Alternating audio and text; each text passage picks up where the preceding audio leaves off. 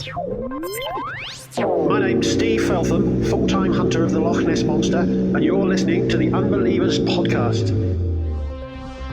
For years, paranormal media has found a way of intersecting with many diverse and unexpected corners of the entertainment business. Everything from reality TV stars to ghost hunters, to comedians hunting Bigfoot, to punk rockers taking center stage in the disclosure movement. But what about the greatest and most powerful of all modern celebrities, professional wrestlers? What is their involvement in this growing landscape of high strangeness content? Well, let's find out. Tonight is the Unbelievers slap on the spandex to discuss the many incidents of WWE superstars getting out of their comfort zone and into the world of undiscovered cryptids, alien encounters, and even the supernatural. So rip those shirts off and get nice and oiled up for this squared circle jerk of sports entertainment strangeness. It's time for Wrestling Weirdness, right here in the program, where you continue to learn to unlearn everything you know.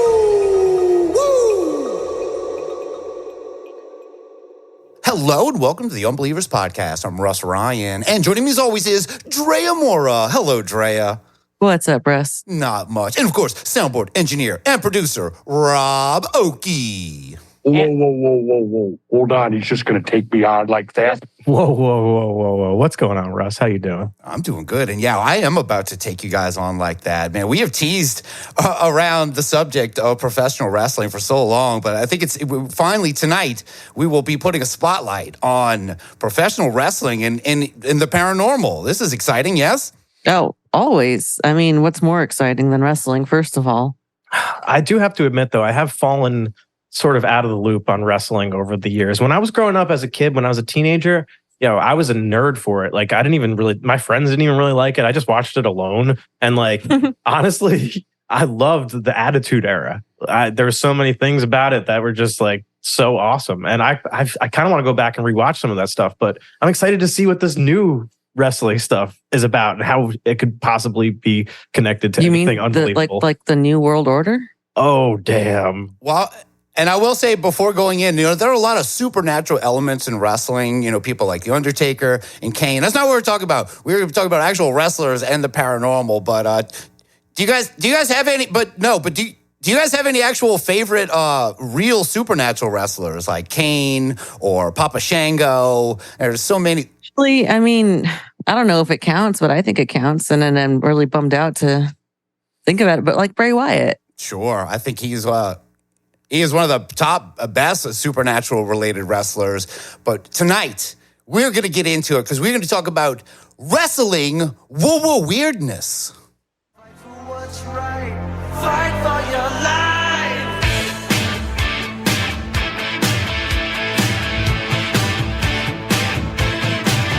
When it comes crashing down and it hurts inside, you gotta take a stand, it don't have to hide. If you hurt my friends, then you hurt my pride. I gotta Woo! Wow, that music means it is time to discuss everyone's favorite professional sport, wrestling, and its connection to the wide world of the paranormal. The WWP is going to meet the WWE this fall on this very program. This is exciting. Now, I know you guys dig wrestling, right? Or at least at some point did and still do too. Yeah, Drea? Yeah, I mean, it's one of those things, like Rob said, you kind of fall off a little bit here and there. But if I had, the means, if I had the freaking podcast money to have a subscription to WWE Network, that'd be a whole different story. It's, what it is? It's like when your favorite wrestler eventually either gets hurt or like their storyline gets to a point where it's just like, it doesn't have anything left. It totally changes. You know what I mean? Like, it's hard to, at a certain point, you kind of like, you're like, what am I watching this for? Like, I could watch Stone Cold Steve Austin come out in those jean shorts and that vest like over and over. Every Monday Night Raw was the same exact thing. Dude came out, stormed out, stomped his feet all the way down, did a stunner on someone, drank some beers, gave everybody the middle finger, and then walked away. And I loved it. But like, But they move on. Yeah. How many times can you watch that? A million. I mean, Infinite. Yeah, well, look, I've watched On and On since forever, so this was an eye-opening thing to look into, these places where the veil is thin and wrestling superstars stand alongside ghost hunters and aliens and orb chasers. Let's get into it now. There are a lot, so I'm not sure who we even start with. Let me see what... Oh,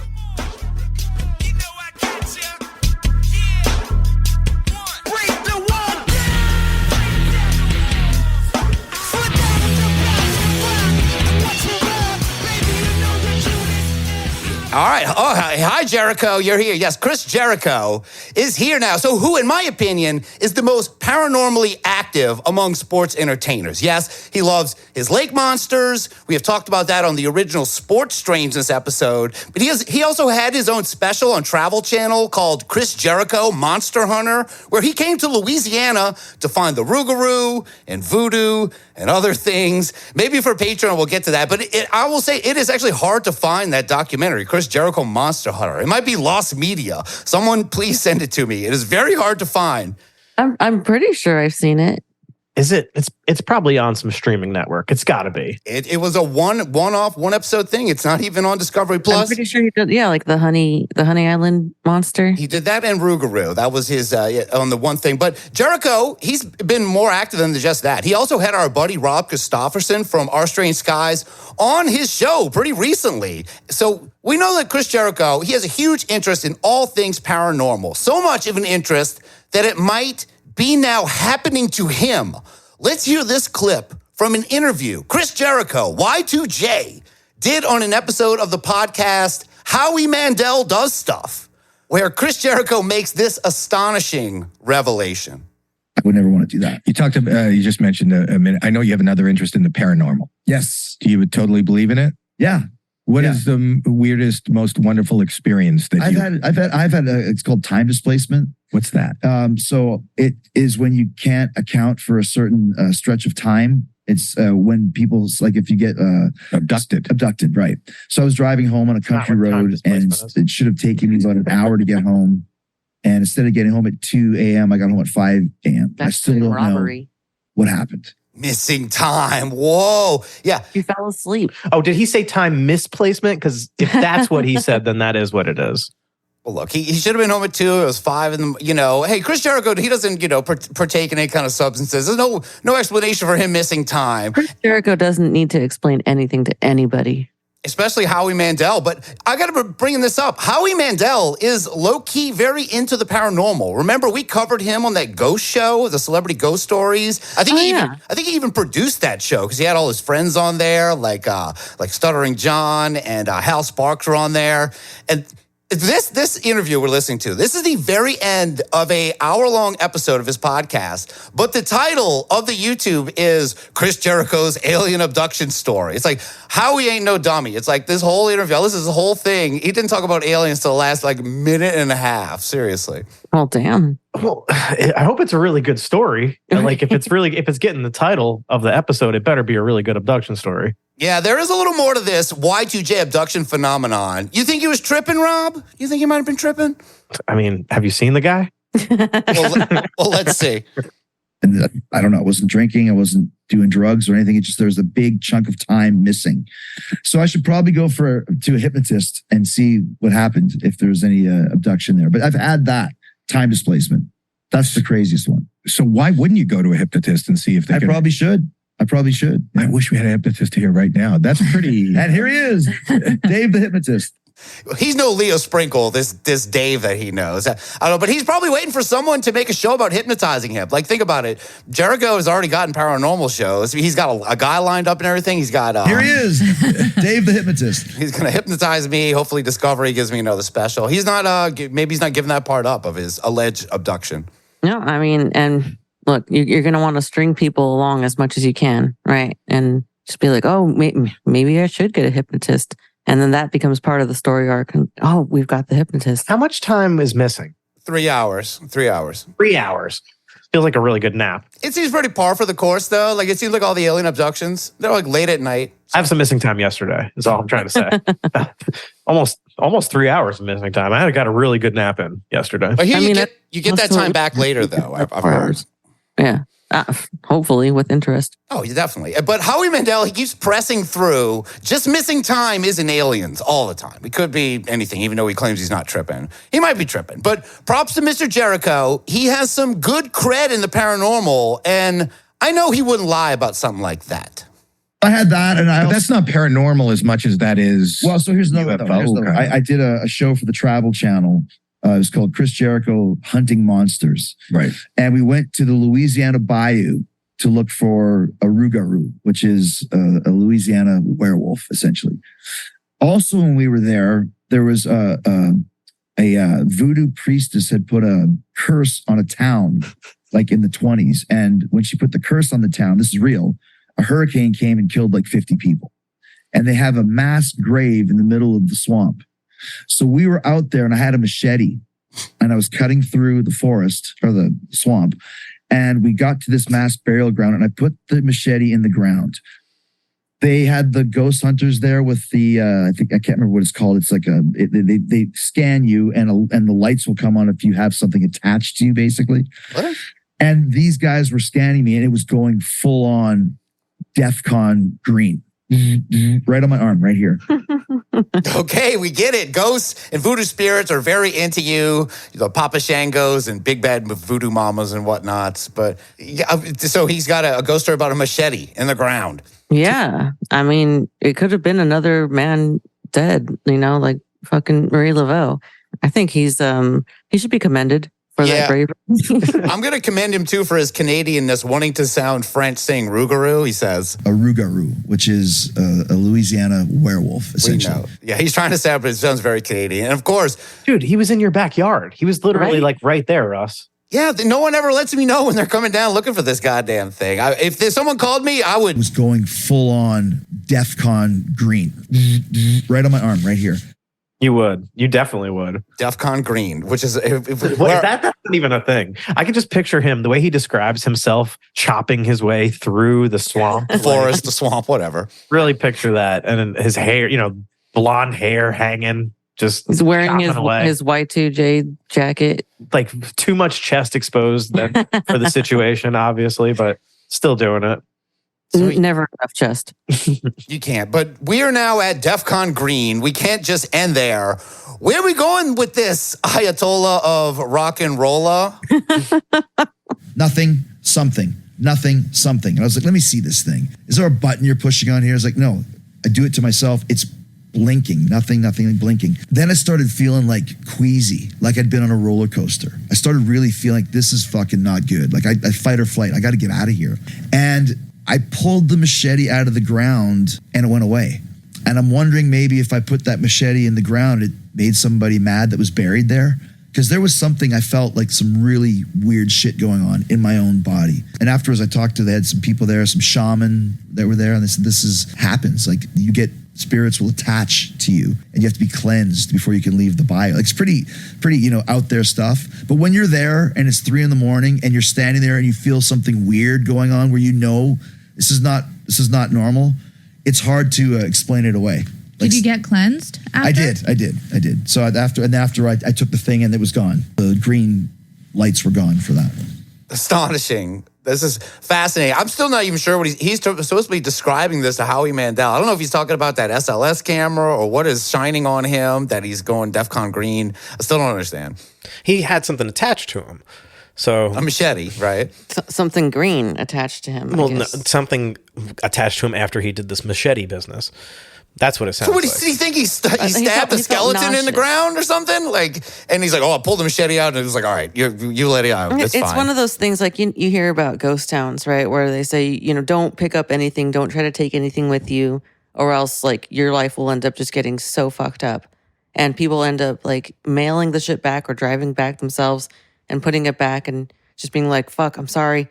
I shouldn't have fucking touched it. So, yeah, something like that. Yeah, it's like a movie trope, too, like, cursed objects and stuff. And at first it's... Nothing, something. It's kind of...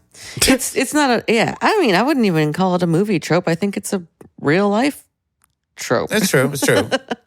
Or at least, it's a paranormal occurrence. It's definitely something. Yeah, people definitely regret taking objects from places they shouldn't. It's like graveyards, including machetes and swamps where massacres happened, or hurricanes, or anything just bad. Like, somebody had a bad day here.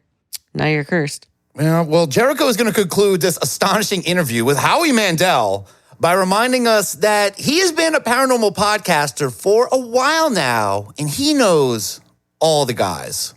But I deal with that on my podcast too. It's a big part of my podcast is the paranormal side of things. Right. To the point where I'm almost kind of one of the, not experts, but one of the go-tos for people when they want to talk about whatever experience. I get calls all the time from conspiracy guys and Bigfoot guys and ghost guys and UFO guys and all that sort of stuff.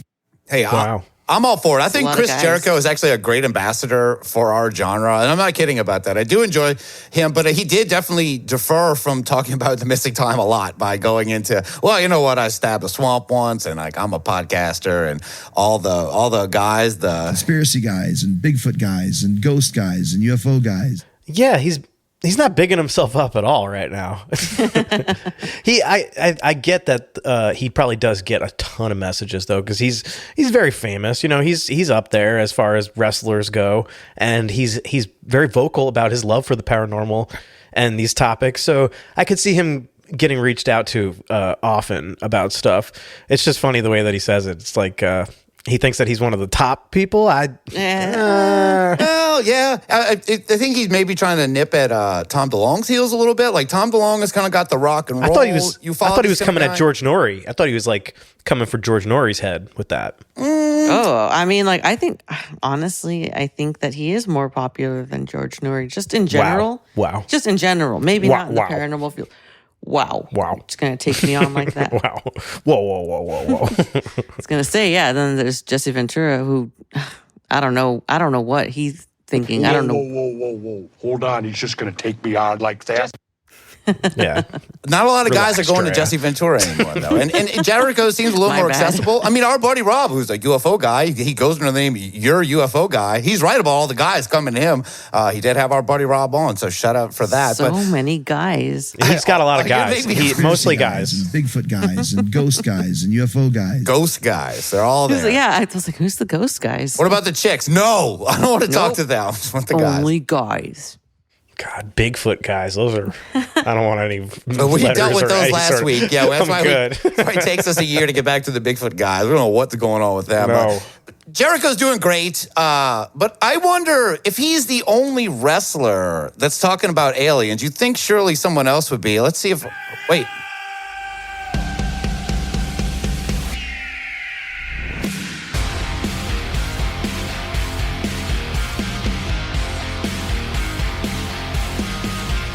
Oh, yeah. You guys know that music, right? Oh, of course not. No one does. I couldn't hear it. Yeah, we're both struggling to hear it and also not recognizing the rhythm or anything about it.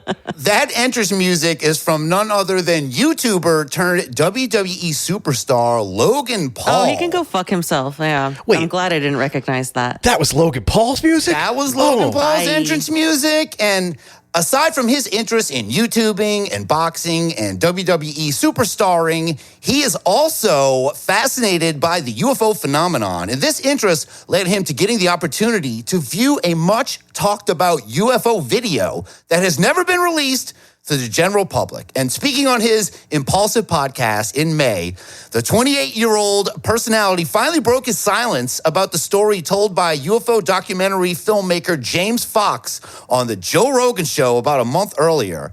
And Logan, he confirms Fox claimed that while he unsuccessfully tried to buy the footage from Nevada man Chuck Clark for $100,000 in cash, while he was there, Logan Paul trying to buy this, he used a hidden camera to record the TV screen after asking to watch the video. And here he is talking about that and who he wanted to give this tape to if he could buy it.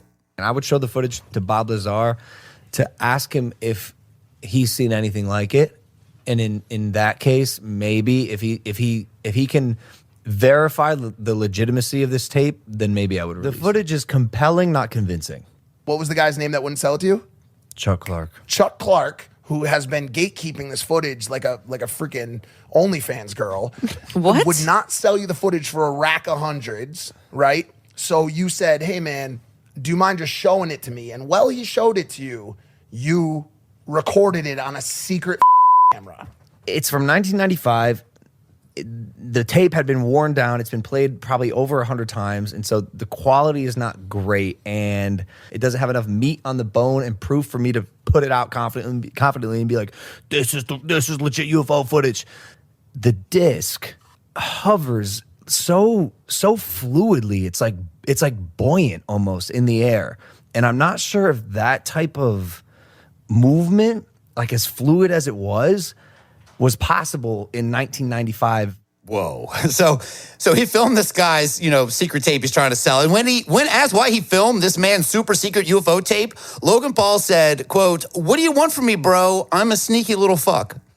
Ew. Yeah, okay, that tracks, I guess. Like, that sounds about right for him. I fucking hate that dude. He's still being a heel. Like, he's doing the heel thing. Like, don't buy into it. He's just...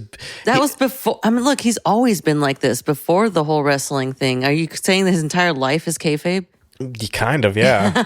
Honestly, like, yeah.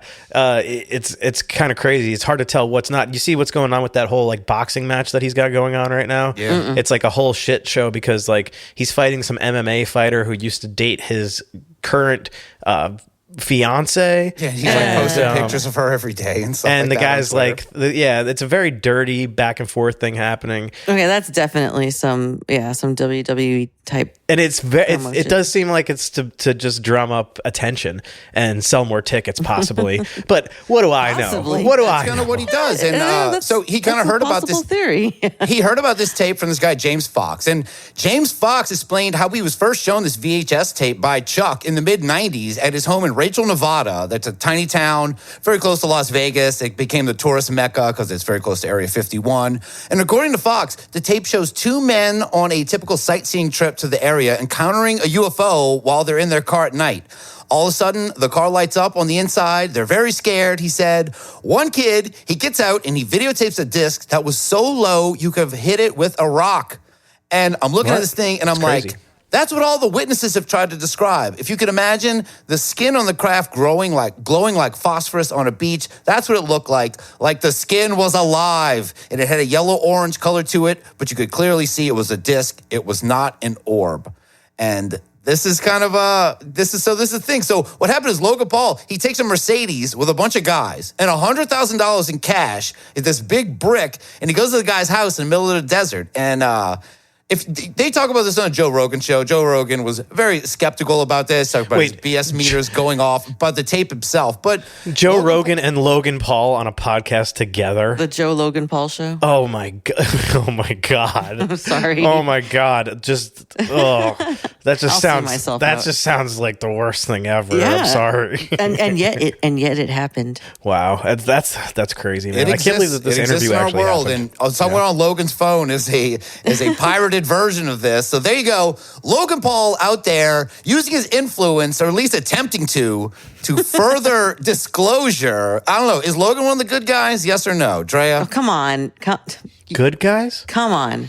I just said it. He's a heel. He will always be a heel. I'm not going to even answer that. All right. No. He's really, you know what I think? I really think he's just a prop for The Rock's comeback. Like, The Rock is going to come back and like beat Logan Paul, because they're both just like giant, rich guys that just like to work out all the time. But I would not even put them on the same level. No, but I feel like as far as like heel goes, like so many people hate Logan Paul and so many people love The Rock that like it does feel like there's just setting up for like another big jackpot payday. Because I so would tune in for that. You're right. Yeah. Fuck. I think a lot of people would totally get me. Think how many UFO videos he could pretend to buy with that kind of money for beating The Rock. Pretend to buy. Yeah. He ain't beating The Rock though. I mean, he's definitely taken the fall for that one. That's definitely, he's not going to beat The Rock. Yeah, and he ain't getting going to be cooked for dinner. He ain't getting the footage Tom DeLonge's or even Chris Jericho might be getting. But staying semi-adjacent to the world of ufology, I think we have someone else coming down. Come on, someone clean this palette of Logan Paul. What do we got? Oh, shit.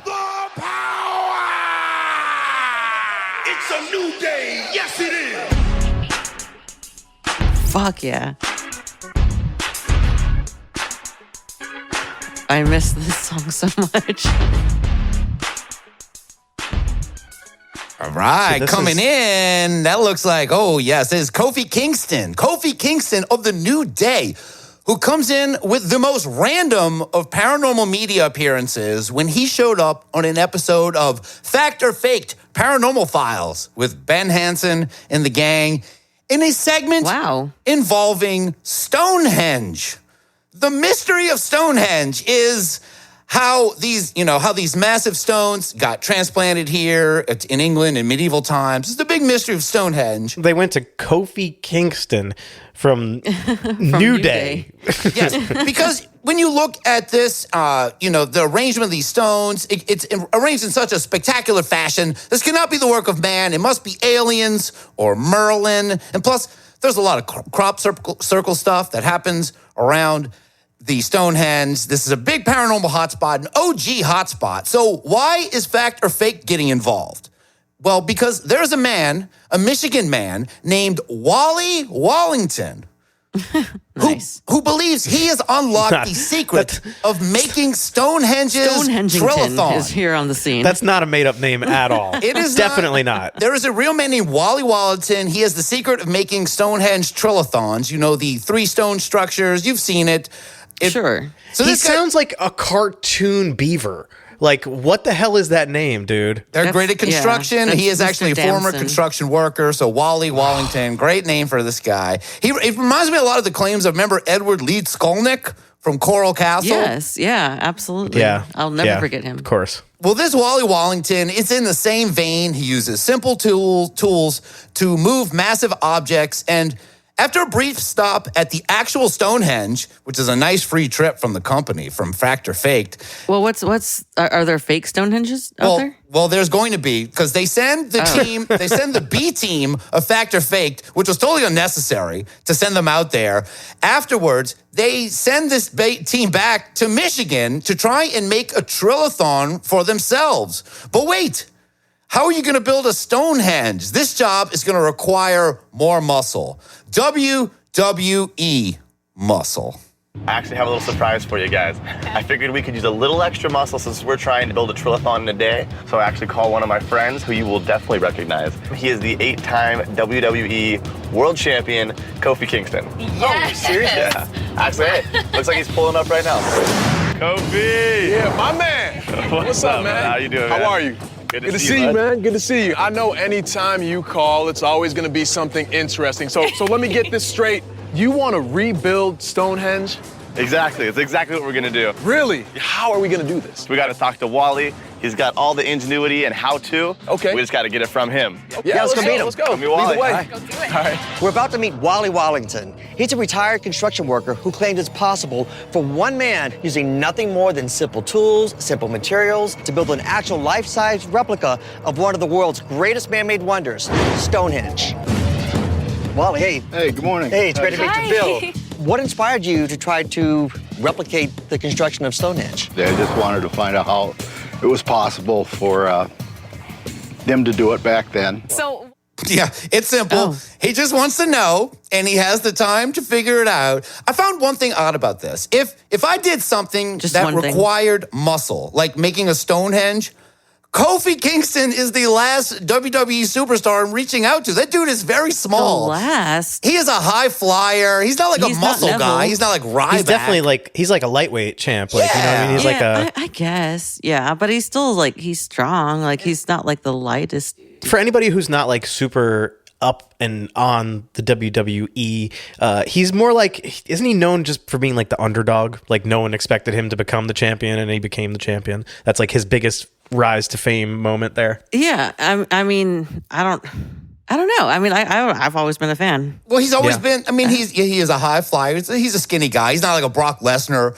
or a Batista he's not or something a bulky like that. dude. But I'm thinking anybody off of the WWE roster is going to be considered a muscle dude. That's true compared to these guys. And I guess he's getting called all the time by these guys. He's like, oh, it's always something weird when you guys are calling me. It's like, you've never been on the show before. Like, oh, it's you guys again. What are we getting into this time?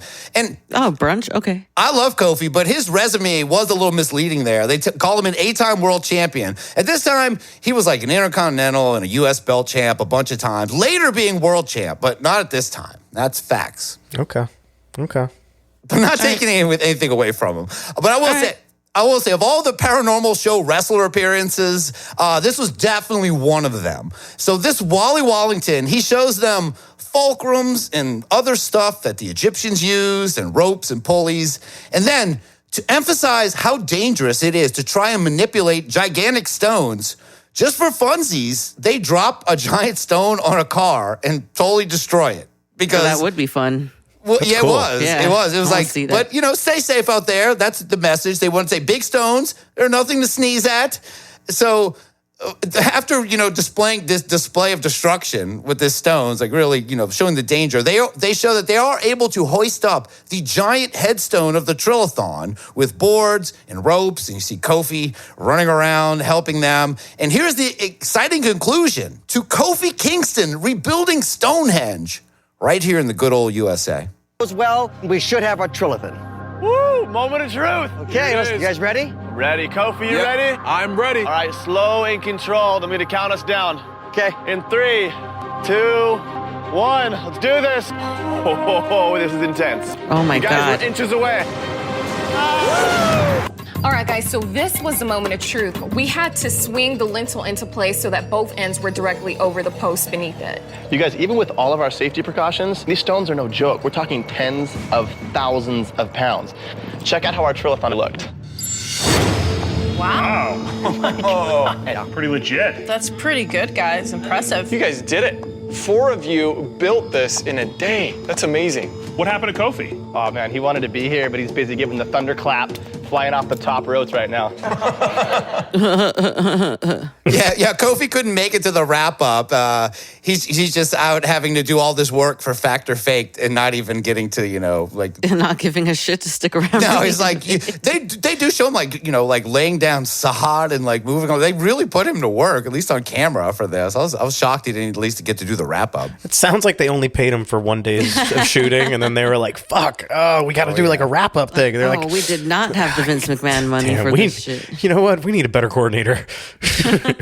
Kofi's like, I was just happy to be here, guys. This was a few years ago. This was before New Day, even though I gave him his nice New Day theme. And was it? Yeah, it was. This is when he was just that's Kofi. Oh yeah, you're right. And Kofi, of all the wrestlers, though, he has one of my favorite moments ever because Kofi was originally billed as, from Jamaica, as Kofi Kingston. He's his finisher is called Trouble in Paradise. He always spoke with a Jamaican accent.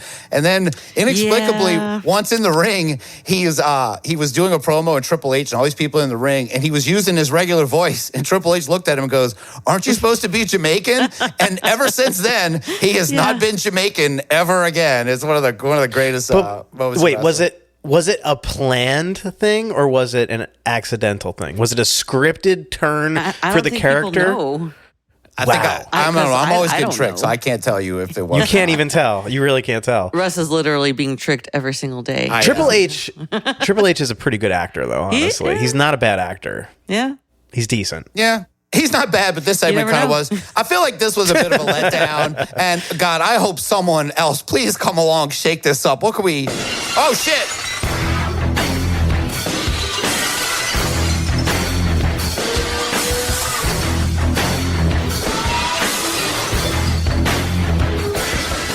Hell yeah. Oh, yeah. Everyone likes old Stone Cold Steve Austin. Give me a hell yeah. Hell yeah. Hell yeah. Hell yeah. And knowing what a rational and no BS kind of guy he is, where does he intersect with the weird? Well, it happened earlier this year on his new show called Stone Cold Takes on America. Have you seen this? You heard about this? Tell me, oh my God. No, Jay, I haven't. I hope he's going to fight a ghost or something. Like, this is going to be ridiculous. The concept of this show is that Stone Cold has spent his whole life traveling around and wrestling and smashing beers for so long that he never took the time to do the things he wanted to do. You mean that's not what he wanted to do? No, he wants to go out there and do things such as learn the secrets of sheep herding and become a Vegas tour guide and fly helicopters. Well, he also tries his hand at ghost hunting, Rob, you called it. I knew it. He seemed like a ghost. I didn't even like a ghost. He seemed like a ghost guy. That's what I was trying to say. You know, like how Chris Jericho's got Sasquatch guys. He's got UFO guys. He's got sea lake monster guys. Yeah, but he said he got ghost guys. And guess who's a ghost guy? Let's not put that label on him yet. Let's hear as he travels to a defunct Nevada State prison that is very haunted. Hell yeah. What are we looking for here, Mr. Austin? One of the spirits lingering in the cell house is said to be Andreza Merkovich. What? Who was sentenced to death and offered the option of going by hanging or by firing squad. He chose to be shot. He chose to be on hung by this guns. level, Steve, we'll hear doors slamming, and nobody's here. Hey guys, we're in here to talk to you. Okay, see down there, Steve? Look down there. Yep. The very end, I will have a spirit that will peek his head out. Andreza Merkovich. I'm here to visit. Andreza Merkovich. Give me a sign that somebody is there, something is there. Did you see something? I saw something. That's where a shadow guy is, on the very left. Oh my God. Why is everybody like their IQ drop so drastically when they're ghost hunting sometimes? I think because the ghosts, like, you know how they need to take energy? I think they pull sap it out of their brain. right from the brain. Yeah, right from the brainstem. They definitely sap that medium Susan who's guiding around. She sounds really drunk. She's like, That's where a shadow guy is. The shadow on the guy. very That's left. the very left. I feel it's over there. It's because it's still, you'll see him. He's in the left. Yeah, they What are, is they're all- Andrea Merkovich? Yeah, he's What looking is for he? Anzika Merkovich. Anzika Merkovich. But he does seem, if visually, definitely, he seems very skeptical of everything going on around He him. sounds like it. Yeah, he is. And this shadow man, he's peeking out in the hallways. Noises are happening. What do you make of it, Stone? Did you hear that? Well, I heard it. Wait, let's look. That's It wasn't a very specific sound. Something could be expanding or contracting. Oh, yeah. We're in the cell block. As Susan and I walked to the end of the hall to check out the noise, Monroe said his battery pack is drained. There's things happening, but not on my end. I want to see, feel, or sense something. If you meditate, that helps. Opening up your third eye. I've been hitting head with so many steel chairs, my third eye is closed. That's not good. It's not, but it's a good point, though. He has taken a lot of shots. I'm surprised he isn't seeing more stuff when you take him searching for a ghost of all I'm things. surprised he could make a joke like that. He's got a good sense of humor. He's pretty snappy for a guy with like such intense CTE. Austin. You know, he's pretty good. I like him actually as a podcaster, and like his voice is strangely like as he's getting older, it's cool, man. I like Stone Stone Cold. But it's like a cool Yeah, exactly. I was gonna say that he sounds like just a really cool ass grandpa. But he wants to be touched. He wants to feel it. I want to sense it. I want to feel your inmate ghosting, but don't worry about my third eye, I've because been hitting head with so many steel chairs, my third eye is closed. My third eye is closed. Ask me about my seventh eye, though. Imagine having the balls to ask Stone Cold Steve Austin to open his third eye. meditate and open his third eye. I know Diamond Dallas Page is out here doing Diamond Dallas Page yoga and shit. Yeah, so, but like this is different. This is Stone Cold Steve Austin we're talking about here. You know how he opens his two eyes is with those beer cans. Yeah, by pouring 2 cans of beer all over his face. Like smashes his All he's third gotta eye with do the is beer add a can third one. first. Exactly. Yeah, absolutely. He gets the third can, and that goes straight to the third eye. That's all it takes. But he's doing America here. He's doing all the stuff he wants to do. Paranormal, ghost hunting is the thing he wanted to do. So he's got everyone here, and they do the normal fare of letting Stone Cold try out all the fun ghost hunting tools. They even have the SLS, aka SOS camera there. They show the dots. The dots are present. They show some dots that are climbing up prison bars. He's like, oh, I think the ghost. And Steve Austin just scoffs at this. He's like, that's just Microsoft. I don't want to hear that. That's just Microsoft? Yeah, because he's like, oh, look, the thing keeps closing all the time. He's like, that's Microsoft for you. These dots. Oh my God, I love it. I love that. I wish every ghost hunt had a Stone Cold Steve Austin there to just like say that everything is like call out everything that's bullshit the whole time. That's just MS-DOS over there. Fucking Linux. Linux is booting up and that building's just settling, making noises. So That's how I feel about the fucking It's Kinect. just defragmenting. This whole building's just defragmenting. That's me every time I see someone pull out an Xbox Kinect during a ghost And hunt. he I'm said just it. like, He said the God, thing man. we always love to say. True. So when they get past, they're like, all right, he's not biting on the dots. He's not biting on a lot of stuff. Let's get him to use our favorite tool, the spirit box. So here he is using our favorite spirit listening tool as he is taken to the gas chamber of this prison that killed many, many criminals. Maybe we're on to something here. To see if it's a ghost and maybe even find out what they want, I'm using the spirit box, which scans radio frequencies that some believe ghosts use to try to communicate. Spirit box. What I'm hearing right now is bursts of static, kind of like what you hear when you turn a car radio dial looking for a station. Once again, I wasn't hearing or experiencing anything paranormal related, so Patrick and I decided to switch places and see if he had any better luck than I did. I'm sitting here in the death chamber. Patrick is inside. I'm where the visitors would be to watch someone die. And so I'm going to ask questions and see if there's a spirit reaching out back to me. What is your name? Why are you here? Is Carol Cole here? Whoa, hold up. What? A man's voice just went, "You will be next." You just said I was going to be next. Why? Ooh. Okay. He goes, apparently the now suddenly very talkative spirit that a moment ago I thought was threatening to kick my ass now wants to talk to my cameraman Mike. Okay, we're ready? Are you I knew angry it. with Mike? I knew this was going to happen. Fucking Mike. I knew as soon as a ghost says anything, he's going to take it as a threat and he's going to cut a promo. He was on the challenged spot. immediately. He's like, oh, kick my ass, right? Ghost? What do you say? That's what you say to me? Like, no. Like you're twisting my words. You're trying to create a feud. You're making this is not a shoot. So ridiculous. I love it. But it feels so good, right? And it feels so right. He needs a show. He needs a ghost hunting show. I think I just need to watch wrestling again. This needs this. But they need to put him, Stone Cold Steve Austin, in weird situations. Like he needs to go Bigfoot hunting. He needs to go UFO hunting. He needs to go ghost hunting. They need to send him on all of these things. Well, he's also baking and climbing mountains and herding sheep. He's doing everything. He's doing America. Have you guys not seen his fucking reality TV show? Yeah, that's what we're talking. Challenge. Where it's like because he does do some surprisingly normal things, and he like normalizes himself, and he's like, oh, I'm a very relatable dude. Like, listen, and like I know what it's like to see people fucking fall in love. I'm like, he's done everything, every angle. Ladies and gentlemen, I want to bring on my next guest. Here he is, Dave the hypnotist. He's coming out here. He's going to hypnotize me. I scooped Jericho. He couldn't get Dave. You are not this dude. No, okay. You will never get fucking Stone Cold Steve Austin hypnotized. He would definitely look at that as a threat. He will fucking body slam the hypnotist before they can get anywhere near him, dude. I'm telling you. He'll do a stunner on him. He'll act like he's gonna shake their hand, like Vince McMahon, and then he'll pull him in and hit him with a stunner.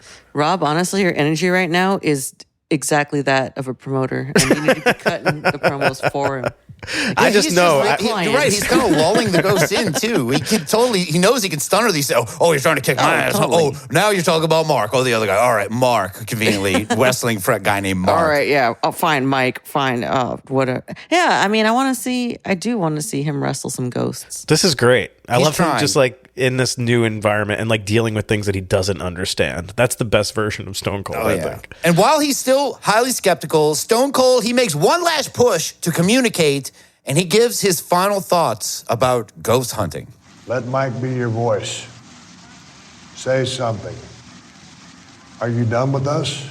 Let's get you out of there. It's probably thinking of a different Mike. I didn't hear much. Just heard some country music every once in a while. What was going through your head? I gotta admit, I was trembling a little bit. The truth is, I'm not leaving this place a changed man. I can't explain everything that happened tonight, but that doesn't mean it's paranormal. The good news is we didn't run into Linda Blair. Now that Like Mountain Monsters music. Thank you very much for inviting me down I was gonna here. say Red Hot Chili Peppers. It's been a pleasure, but a very interesting night at the prison.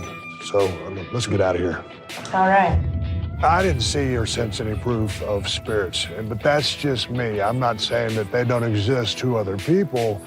I can simply speak for myself that from what I saw and felt, I'm not inclined to believe in spirits just yet.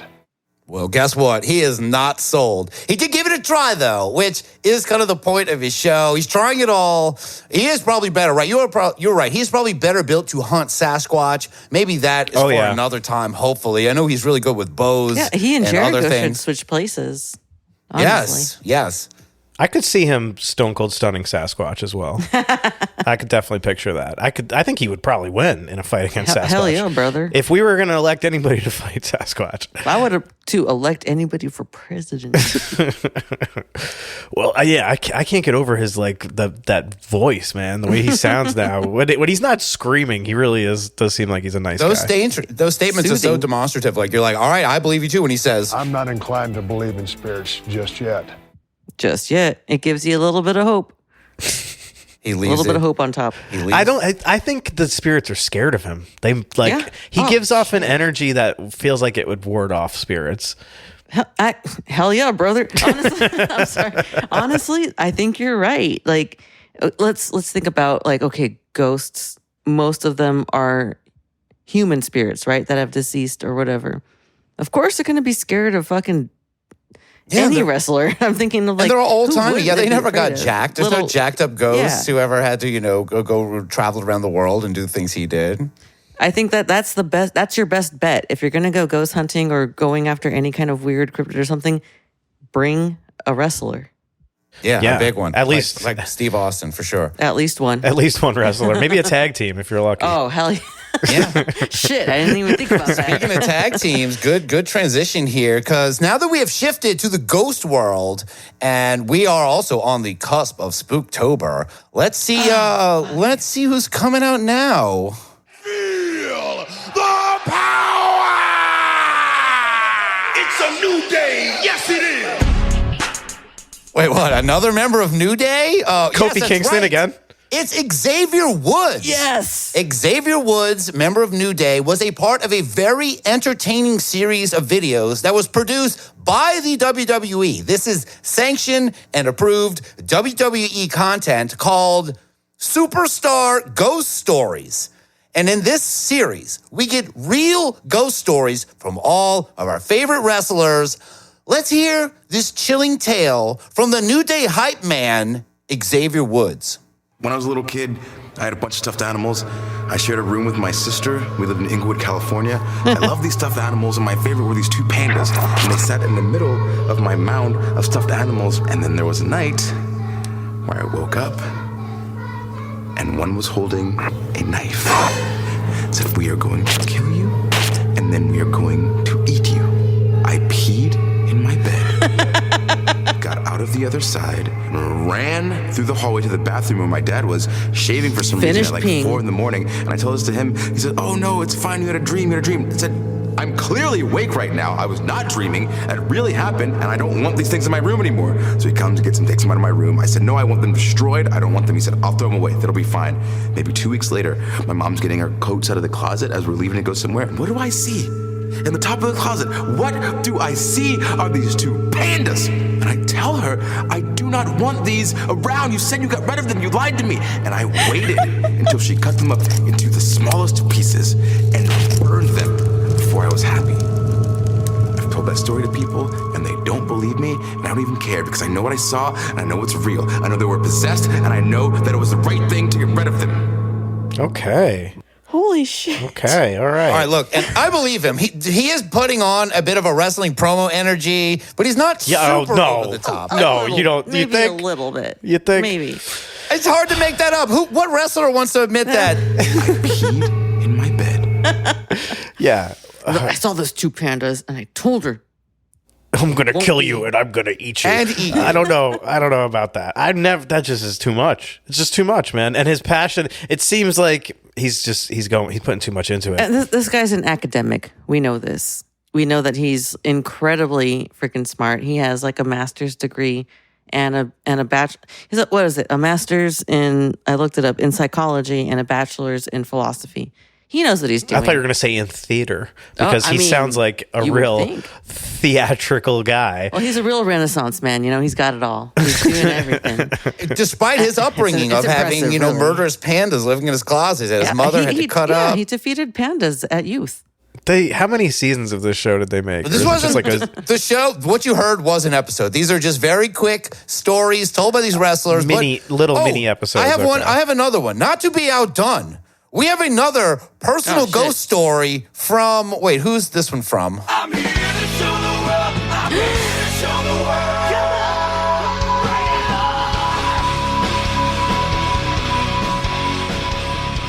Oh, yes. This is...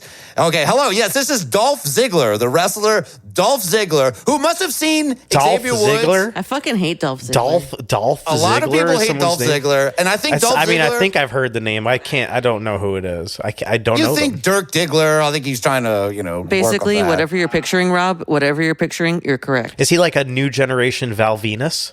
Pretty much. Kind of. Yeah, that's very good. That's very good. Except, think like Miami Vice plus. Okay, I get it. I get it now. Yeah, he's very over the top, and he must have seen Xavier Woods go before him and said, "Oh, let's hear this, because I can beat that." When I was 4 years old, I used to wake up in the middle of the night because my closet would bust wide open. And there'd be red lights and flames. Bustin'. And a devil would come out. The devil. And I would wake up screaming, and this dream happened over and over and over again. And I think maybe the 7th or 8th time I had it, I had told my parents. And they let me have a baseball bat next to my bed.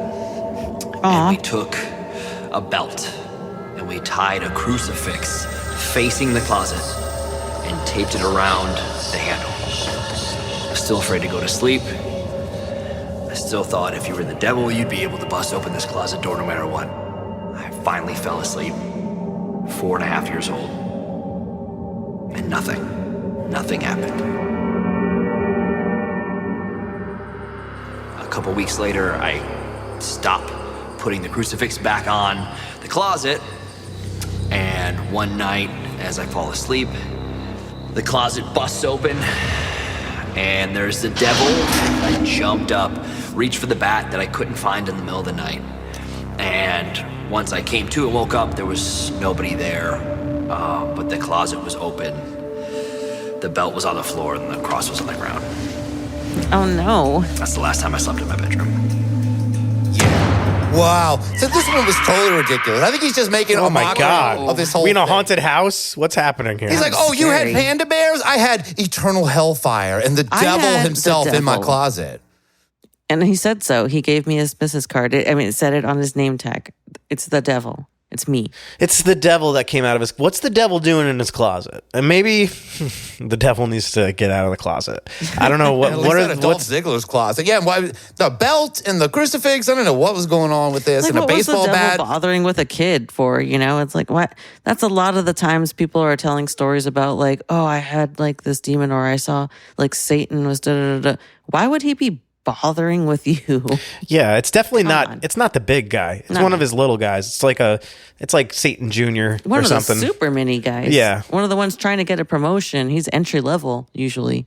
Those things. I'd be more scared of the pandas, to be honest. But there are quite a few of these superstar ghost stories. The best one being from the late Bray Wyatt, R.I.P. I felt it was a little sad to include the Bray Wyatts on this lighthearted podcast because it's very well done. It's about 4 minutes long. Maybe we'll watch on a stream.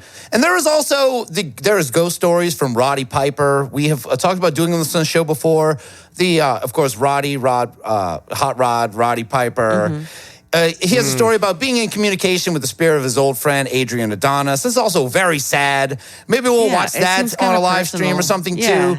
But I'd like to close this out on a positive note here. So far, we've covered wrestlers, talk about aliens, UFOs, ghosts, and spirits. The only big paranormal topic not mentioned yet by wrestlers is cryptids. And thankfully, we know a wrestler who is very big into the cryptid world. We got a guy. We do got a guy. Evil Nate, the urban legend himself, who has wrestled as the Mothman and in a skinned Bigfoot mask. Let's hear a very cryptid-related promo from our boy, Evil Nate Hewitt. You see the urban legend champion, Evil Nate, the backwoods buzzsaw, the Kill Billy. I've been running wild all over West Virginia this past week. I made my debut at Real Shoot Wrestling where I took on Beast Man. Tonight, I debuted at Battleground Wrestling. And that's not all. I ain't finished with my tour of West Virginia and all the cryptids from the Flatwoods Monster to my man Mothman back here. You see, on September He's in front of the 3rd, statue. I'm showing up at September Showdown in Huntington, West Virginia. And then to top it off, October 1st, it's Halloween Mayhem when I show up at AS Dub.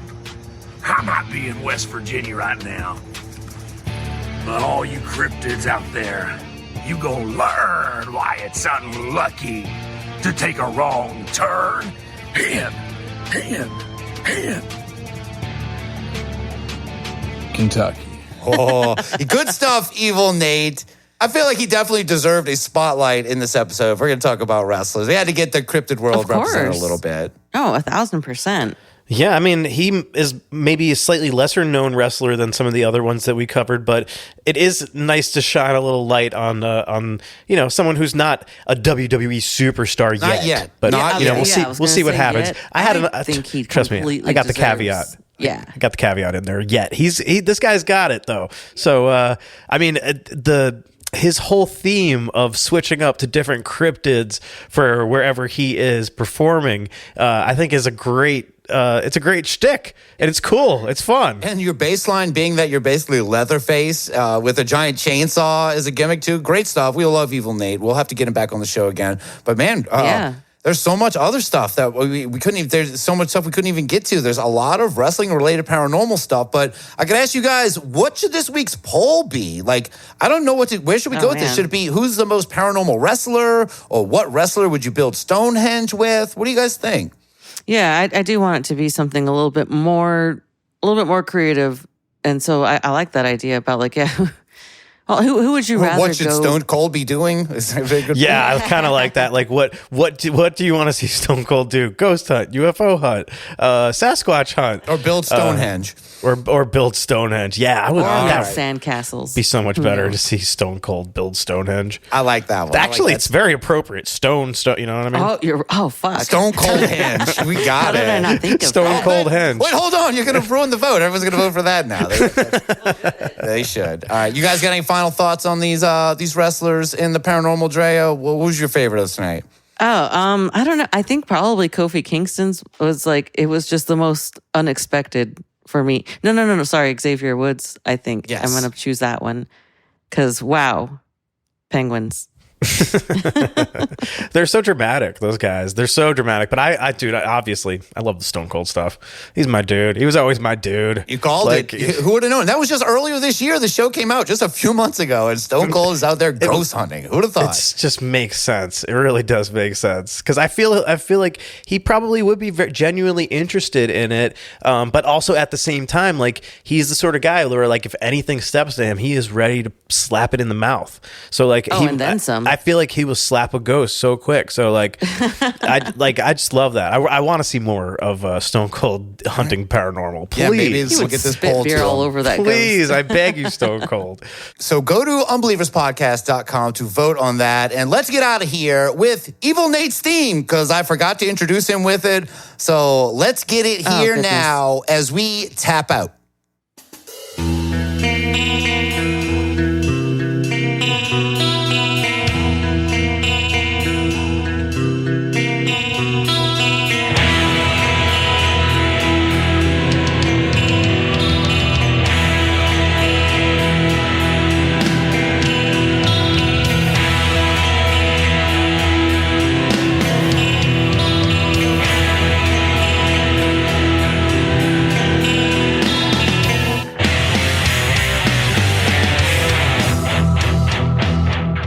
Yes, the very, very awesome theme song from our buddy Evil Nate, the king of the cryptid wrestlers.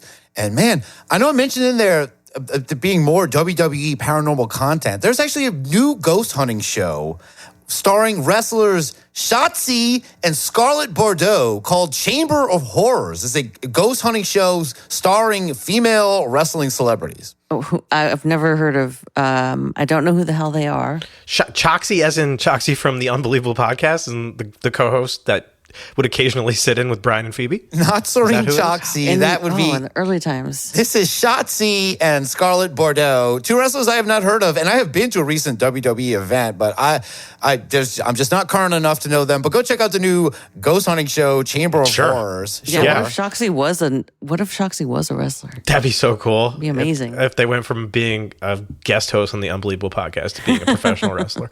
Well, he would have connections.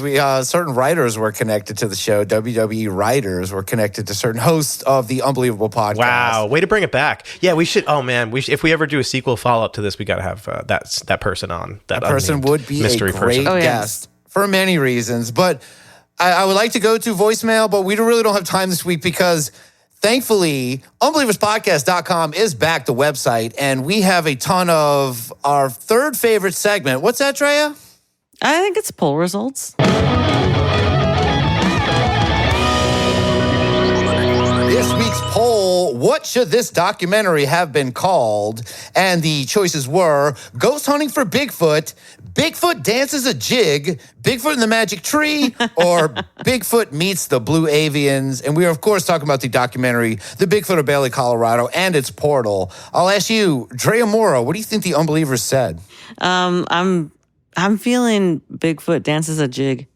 All right. How about you, Rob Oakey? Yeah, I mean, now that a little time has gone by, I really do like Bigfoot Dances a Jig, but I stand by my choice, my elected choice of Ghost Hunting for Bigfoot. I think that is still what I would call this terrible documentary that we watched. Coming from our brand new poll on our brand new version of the website, congratulations to both of you, because inexplicably, there have been many votes on this poll, and there is a 4-way tie. 25% to everything. Wow. Everything. This is unprecedented. A fatal 4-way match. Yeah. Oh, yeah. A fucking Royal Rumble, if you will. This is definitely a fatal 4-way. I don't know how it worked out like this because there were a lot of votes. The new website is very easy to use, and people took advantage of that. But of course, there are others. What should this documentary have been called? First, LOL, signed Sky. Oh, see, so this would be the actual first poll result ever. And someone got in and said first, LOL. I don't think we've ever had that. I think this is a first. Thank you very much, Sky. Good job, Thank you, Sky. What should this documentary have been called? I would call it How to Make Portals in Influence Suckers. Signed, my name is Jeff. Oh, very, very clever. Jeff. It's been so long, Jeff. Here you go. I think his name is Jeff. My name is Jeff. Thank you, Jeff. What should this Oh, wait, here, let me give him the real one. called? Let me give him the real one. Let me give him the real one. I'm sorry. My name is Jeff. Welcome back, Jeff. What should this documentary have been called? See, I'd have called it Bigfoot Loose, but that's just me. Okay, thank you. I like it. Thank That's you, pretty good. Unbeliever Maxwell. What should this documentary have been called? It's boggling my much boggled mind, but the difference between a vortex and a portal is the quality of the shaman. No, not the indigenous healers, the Scottish-based rave band from the early 90s. Ebenezer Good, Forever People, Boss Drum. All those jams are guaranteed to portal you into an acid house vortex. Wow. Hey, guess you can go long on the new website, too. All right, thank you, Taylor. Okay, I mean, pass. What is he talking about? That was such an obscure reference. I love it, Taylor.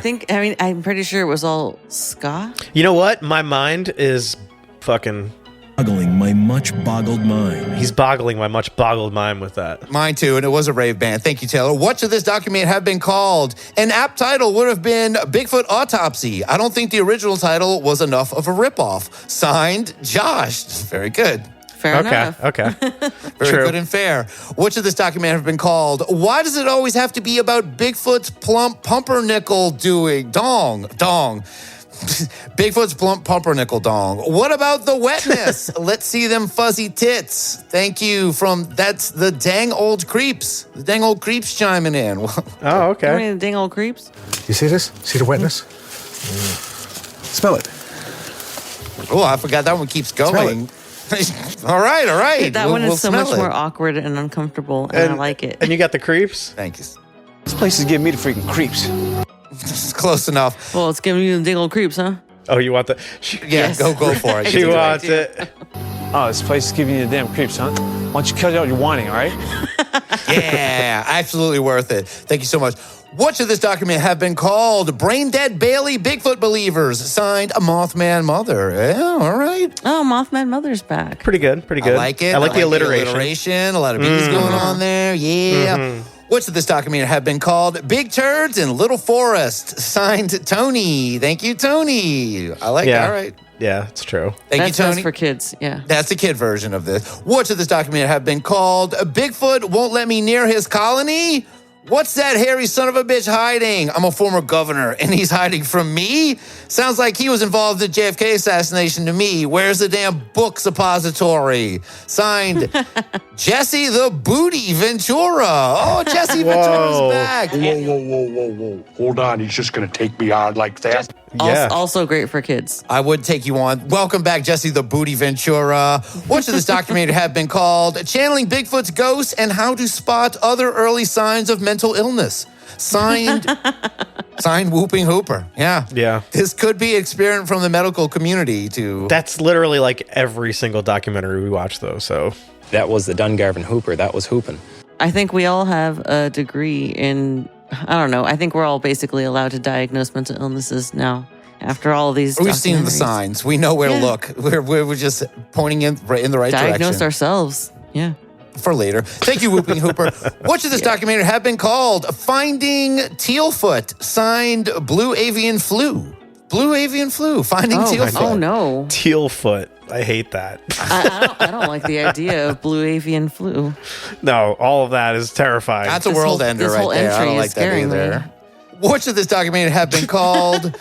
Bailey, Colorado is coming off as a desperate attempt to be the next Mount Shasta. The only thing that Nick Redfern Pope, what is it with Nick's? Weird. Nick Weird. Didn't attribute to Bigfoot is his slick ability to summon the violet flame. Okay, that was from Blue Box UFO. True. Investigator Nick Weird. Nice to meet you. I'm Nick Weird. Nick Weird? Yeah. Very astute observation. And oh my God, the violet flame. We haven't had a violet flame in so long. I am the violet flame and good to me now. I am the violet flame, light of the night. I am the violet flame and mighty cosmic power. I am the light of God, shining every hour. I am the violet flame, blazing like a sun. I am God's sacred power, freeing everyone. I'm surprised that didn't come up in the Bigfoot of Bailey, Colorado in his portal. It seems like that's where they're going with the sequel. But yeah, there are a lot of weird Nicks. Yeah. Nick Weird, Nick Redford, Nick Pope. Nick Weird is definitely my favorite. Good one, Blue Box UFO. What should this documentary have been called? Bigfoot and his crazy kooky pals. Signed, Unbelievable Penguin. Oh, Unbelievable Definitely Penguin. Oh, you're adorable, Unbelievable Penguin. His pals are just crazy and kooky. What should this documentary have been called? It Smells Like Bigfoot's Dick. Signed, Foot Fetish Lad. Well, oh no. I don't think you're getting that on Tubi with a title like that. But no, I think it would. Smell it. I think it would.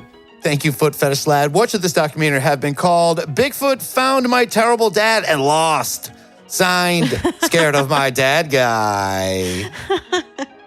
I kind of like that one. I kind of like it too. It's always fun when Scared of My Dad Guy chimes in. What should this documentary have been called? When I get the feeling I need Bigfoot healing, like sausages on a conveyor belt. Signed, Left-Handed Buckle Grabber. Thank you. Wow, you know who would love sausages on a conveyor belt? Björknakräker. Sausage swiper. Nice. Whoa, nice that's from Christmas a couple of years ago. Sausage pipe. Whoa. Listen, the search bar is very, very handy sometimes. I mean, your memory, though, to even remember that happened. Oh, my God. All right, props. That's my Rob, soundboard engineer. He's all the way. Yeah. And thank you so much for. I'm the sausage swiper. These sausages are never too far off my mind. Thank you, Left-Handed Buckle Grabber. I think you have a clip. Oh, of course. I remember gripping my belt buckle with my left hand, I think it was. What should this documentary have been called? Could you imagine what its dumps smell like? Call it Cousin It, because it's hairy and scary and should wear sunglasses. Signed, Big Jimmy Jalapeno. Oh, welcome, Big Jimmy Jalapeno chiming in. That's a great name. And to answer your question, I can imagine it. Yeah, but I don't think it's going to be accurate. But I don't want to dress him up in real either. life. Right.